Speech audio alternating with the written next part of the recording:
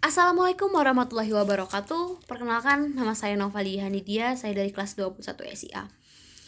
Dan di sini saya dari perwakilan kelompok 5 ingin menyampaikan sedikit pendapat mengenai isu yang sedang hangat sekarang, yaitu penundaan pemilu dan penambahan masa jabatan Presiden Joko Widodo yang tadinya dari 2 periode, yang menurut konstitusi 2 periode menjadi 3 periode.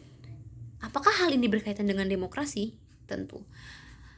Demokrasi adalah bentuk pemerintahan di mana warga negaranya memiliki hak yang sama untuk mengambil keputusan untuk kehidupan mereka. Demokrasi adalah pemerintahan yang bentuknya dari rakyat, untuk rakyat, dan oleh rakyat.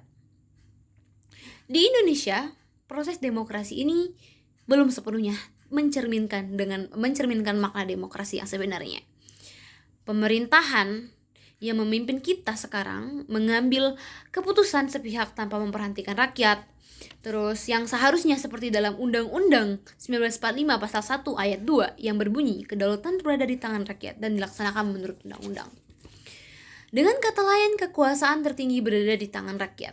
Tetapi pemimpin-pemimpin elit sekarang hanya memperdulikan kekuasaan dan kepentingan diri mereka tanpa menghiraukan kesengsaraan rakyat atas keputusan yang telah mereka ambil. Seperti pemilihan umum yang terjadi pada 5 tahun sekali, para calon yang berlomba-lomba untuk memasukkan suara menjatuhkan makna nilai demokrasi dan tidak menghiraukan nilai murni dari rakyat itu sendiri. Sekarang ada isu pula mengenai penundaan pemilu dan penambahan masa jabatan Presiden Joko Widodo yang tadinya dua periode menjadi 3 periode. Apakah hal ini berhubungan dengan demokrasi? Tentu ada beberapa faktor yang bisa saya sebutkan menjadi hal yang berpengaruh pada demokrasi kita.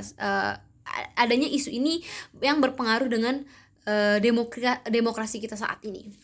Yang pertama yaitu penundaan pemilu ini melanggar konstitusi. Karena pada konstitusi yaitu harusnya presiden menjabat maksimal yaitu 2 periode. Tetapi dengan adanya perubahan ini otomatis akan melanggar konstitusi. Yang kedua, penundaan pemilu dinilai tidak produktif karena akan memberikan kepercayaan diri pada pemerintah untuk bertindak sesukanya.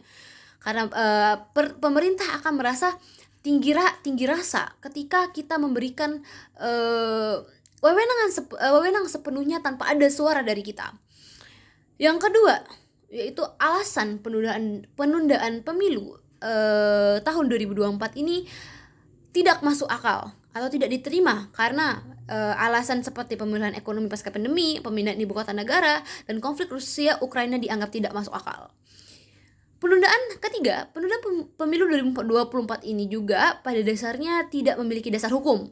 Namun elit politik justru sibuk mencari celah untuk melegalisasikannya melalui perubahan konstitusi atau amandemen UUD 1945. Yang keempat, penundaan pemilu 2024 bukan hanya akan memperpanjang masa jabatan presiden dan wakil presiden, melainkan juga memperpanjang masa jabatan anggota parlemen yakni DPR, DPD, dan DPRD. Hal ini karena Indonesia menerapkan konsep pemilu serentak untuk memilih presiden dan wakil presiden, serta memilih anggota dewan atau legislator sebagaimana yang diatur dalam Undang-Undang Nomor 7 Tahun 2017 tentang pemilu yang merupakan implementasi dari putusan Mahkamah Konstitusi. Selain itu, panjang masa jabatan presiden juga otomatis akan berdampak pada masa jabatan kabinet pemerintah. Upaya penundaan pemilu ini bisa saja merupakan cara oligarki atau cara bagi para elit politik untuk melenggangkan kekuasaannya. Yang kelima, penundaan pemilu melanggar dan melecehkan konstitusi seperti yang saya katakan pada awal tadi. Pasal yang mengatur secara konstitusional kewajiban melaksanakan pemilu yaitu pasal 22E ayat 1 dan dan 2 Undang-Undang 1945. Pasal 2 Undang-Undang 1945 yang mengatur bahwa pelaksanaan pemilu dilaksanakan setiap 5 tahun sekali. Tidak hanya itu juga, penundaan pemilu ini hanya berkepentingan untuk pejabat elit yang menyebarkan isu untuk kepentingan mereka, supaya mereka tetap memiliki keluasan dalam memimpin, keluasan dalam mendapatkan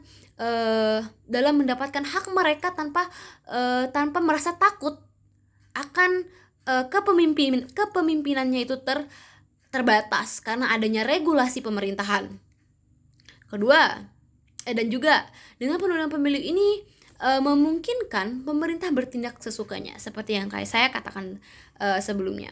Dan yang terakhir, masyarakat membutuhkan regulasi pemimpin. Sebelumnya saya pernah membaca di internet, yaitu 42,7% dan itu setuju untuk melakukan yaitu tidak setuju untuk melakukan penundaan pemilu, dan sekitar 20,4% itu setuju. Dan itu bisa kita lihat bahwa sebenarnya di Indonesia ini masyarakat sangat membutuhkan regulasi pemimpin. Masyarakat membutuhkan masa pemimpinan baru dengan kebijakan-kebijakan baru yang lebih baik untuk kedepannya. Mungkin sekian dari saya, mohon maaf apabila ada kekurangan. Sekian, terima kasih. Wassalamualaikum warahmatullahi wabarakatuh.